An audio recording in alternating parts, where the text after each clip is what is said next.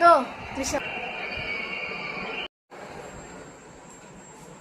C Joseph Vijay எனும் நான்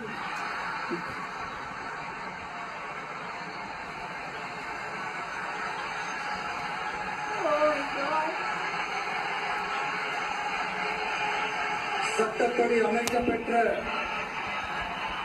இந்திய அரசியல் அமைப்பின்பால்